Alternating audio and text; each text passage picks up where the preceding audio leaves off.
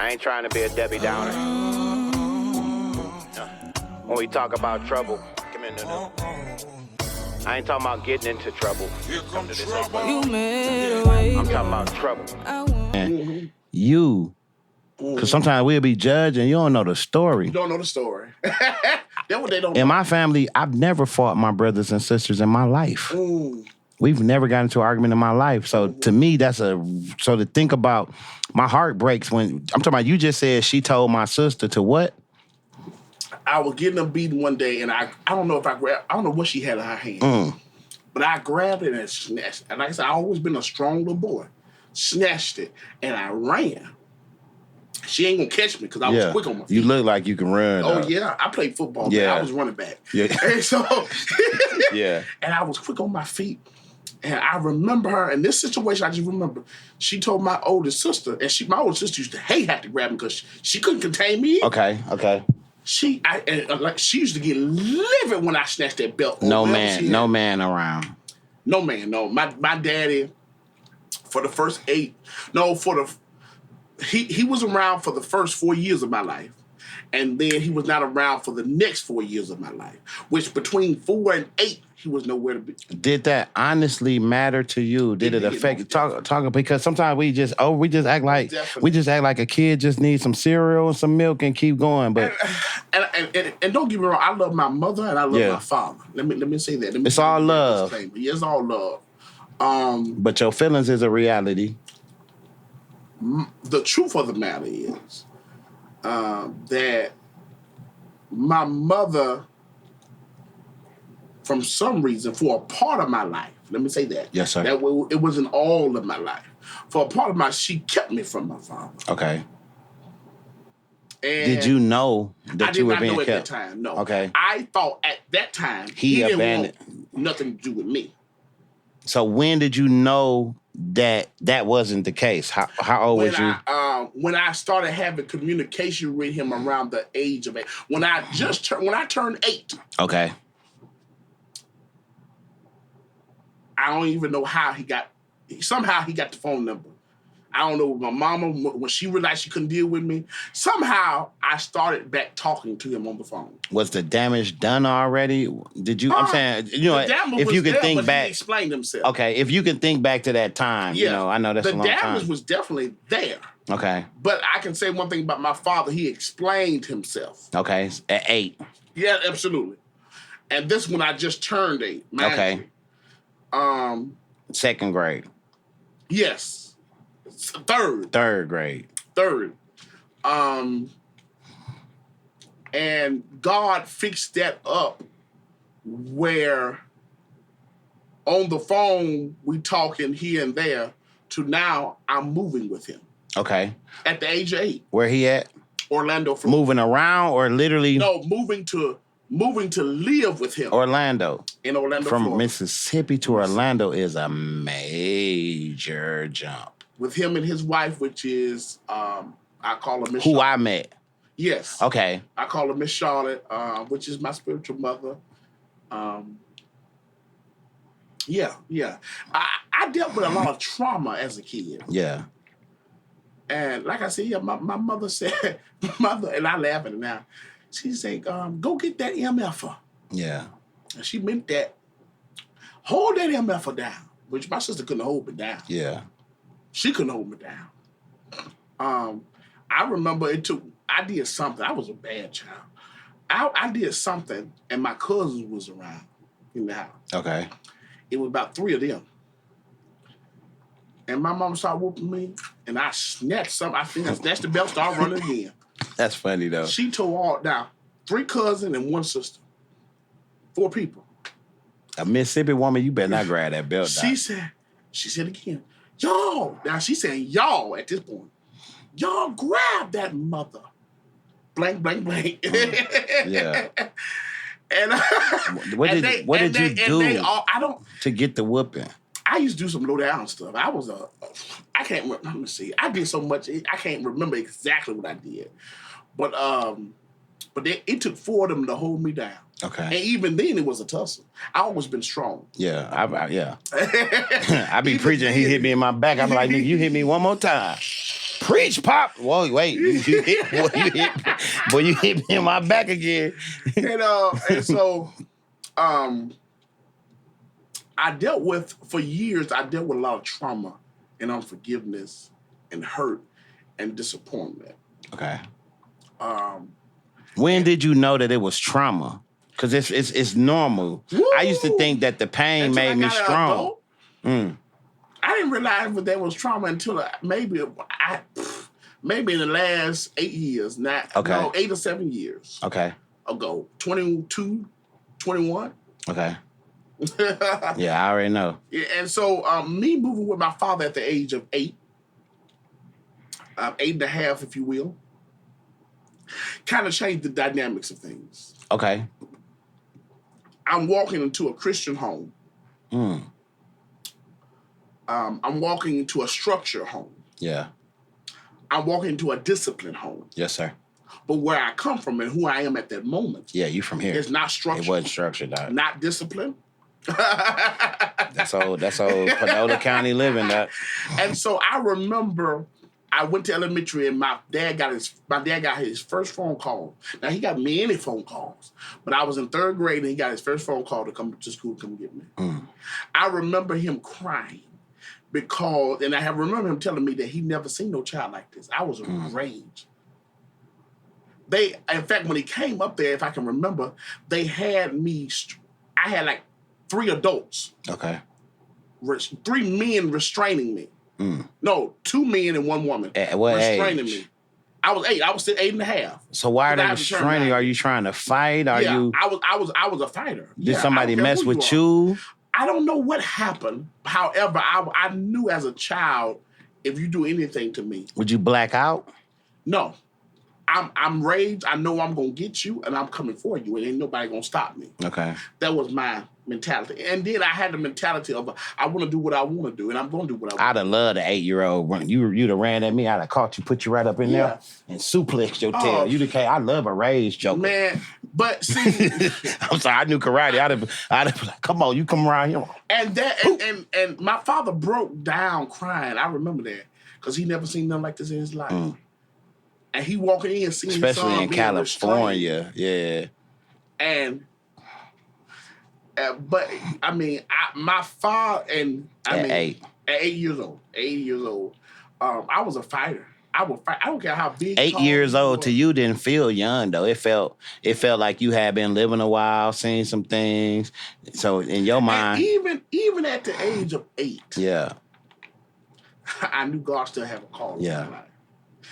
Even before I even moved to my father, I strongly believe in the prophetic. Yeah, yeah. And I'm going to say it again. I know I pastor a Baptist church. Yeah, yeah. I believe in the prophetic. Believe God. I believe in God. I believe in the whole Bible. Yes, sir. And I was seeing demons at 6, 7 years old. Parents don't know. I believe because you know what I mean? I remember I've been chosen all my life, so there's a lot of things we don't talk about. No. But we know. If you ask the chosen know.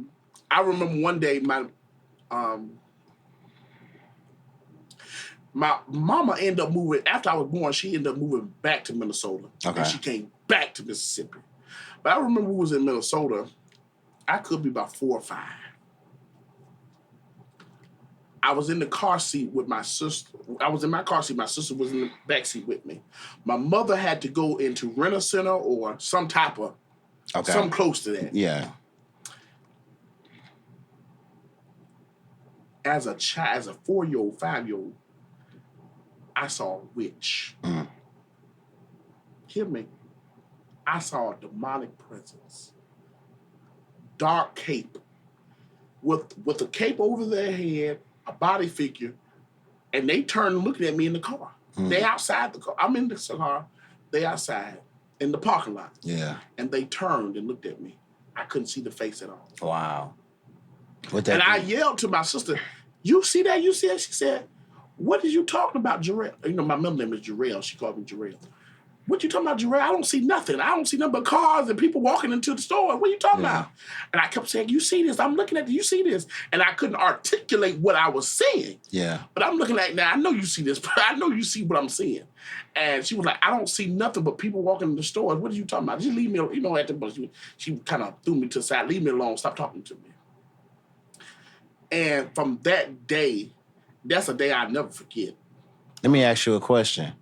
Did those things or that thing? I went through some things, right? Mm-hmm. So there was a time in my younger age that I just felt like my parents couldn't protect me. Mm. Mm. Mm-hmm. You know what I'm saying? And it was connected to being at church and seeing this spiritual stuff. Because I remember when we was little, we went to a church, this lady was possessed, and they was never able to cast the devil out. Mm-hmm. I'm talking about the lady was storing refrigerators and stuff. And they don't know, but in my mind, I made up in my mind, y'all can't protect me. Mm. And so that's when at a young age I started. I felt like, so did you ever at a young age feel like I'm all I got? I felt like that when it came to the spiritual world until I moved with my dad and Miss Charlotte, my stepmother. Okay. I did. I felt like that because when I would hear things, I would see things that no one else saw or hear. And I knew I wasn't crazy. Yeah. And I knew what I saw. But people that don't have the gift you have will misunderstand you. And I think that's one of the reasons why the devil was on attack. The devil was trying to kill me when I was 3, 4, 5 years old. Because he knew what God has placed in me. Yeah. Yeah. That's why I misunderstand. I misunderstand to this day. I know. Yeah. Because what people don't understand, they try to label. Because it takes time to understand. And don't nobody got time. Right yeah. What people don't know, they try to label. Limit. Absolutely. Absolutely. And so when I moved with my father and my stepmother, and some people would think grass was green on the other side, it got worse. Mm. And I think it got worse because the area I was going into, I had people that was really praying and having faith and believing in God. In church, there. Absolutely. California. What church? California. You said, where's you in Cali or? No, I was in Orlando. Orlando. I'm sorry. Until years. Okay, Orlando. What church? So when I got there, they was a part of Mount Olive CME Church. Okay. Christian Methodist Episcopal. Okay. I don't know nothing about. Yeah. We had a woman pastor named Dr. Yuli Alwal. Okay. And let me say this, Pop. Let me say this. Yeah, that was that denomination, but she was an apostolic. But she had them with her. Hear me. Do you think? She was an apostolic. I think you think it was destined? Absolutely. God. Absolutely. God knew where to put me, when to put me, and how to put me. He's so cold. Man. Yeah. Man. She was. It was, and no disrespect to Apostle Florida Jackson. Yeah.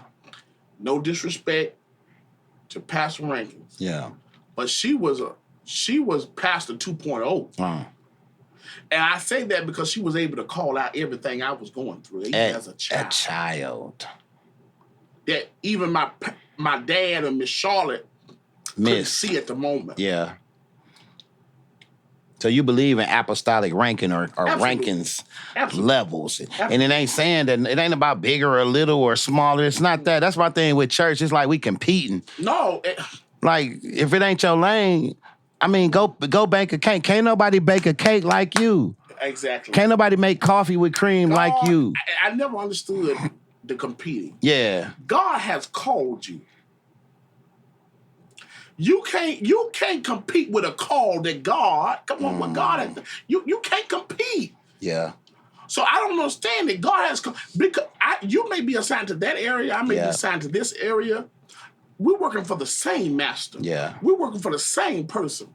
I never understood the I think I'm better than you type. I never understood that. You know, I always tell you, I don't believe in bigger or little. You always just say, Dad, you over me. I was like, son, we don't do the over then because sometimes, that leaves room for. I think I said that because I honor you so much. I know you know. I honor you so much. The wisdom. It's just with humility. I want you to know I honor you too. It's like I appreciate you too. You know what I mean? You're a blessing to me too. I don't, but go ahead. I'm sorry. No, you good. We in Orlando, baby. Man, it got worse. It got so bad that I was a child on Respital. Dang, I ain't know none of this. Telling me some stuff I ain't never done. I ain't know none of this. Look, I got teary-eyed a minute ago. I was telling you telling me stuff I ain't know. I mean, but let me tell you something. Folks see your glory, but they don't know your story. Yeah. They see who you are now. But if they understood, I had to go through the trenches. I had to fight my way through. I didn't get it. I had to get it from the mud. Or even these traits about me that you don't like. Absolutely. At least understand that they came from somewhere. Absolutely. I had to fight. You know what I'm talking about? Come on now. I preached a sermon. About a month or two ago at Mount Zion. This is personal for me, and my introduction of the sermon was Color Purple. Okay. Where Celie said to was it Mr.? Not Mr. Celie said to Mr. Woman, his wife. What is wife? Okay. What's her name? I just was talking about her today. The one that sings Sister. Yeah. Suge Avery. Not Suge Avery. Okay. Who Suge Avery liked? I can't think of her Whoopi name. Goldberg. Yeah, Whoopi Goldberg. What was her name on there? I don't even know. Celie. Celie? Yeah, that's Celie. Okay, well, who Oprah played then? I don't know who Oprah played. I just know you told Hoppo to beat me. Yeah. So I'm finna go there. Okay. Oprah goes to Celie and say, "You told Hoppo to beat me." She said, "I love Hoppo." She sure told her to beat her. Yeah. But I kill him dead. Before you. He said, all my life I had to fight. I had to fight my cousin. I had to fight my daddy. I had to fight my uncle. But I never thought that I had to fight in my own house. Yeah. And you got to be courageous enough to not fight for your mama, your sister, at some point in your life, you got to fight for yourself.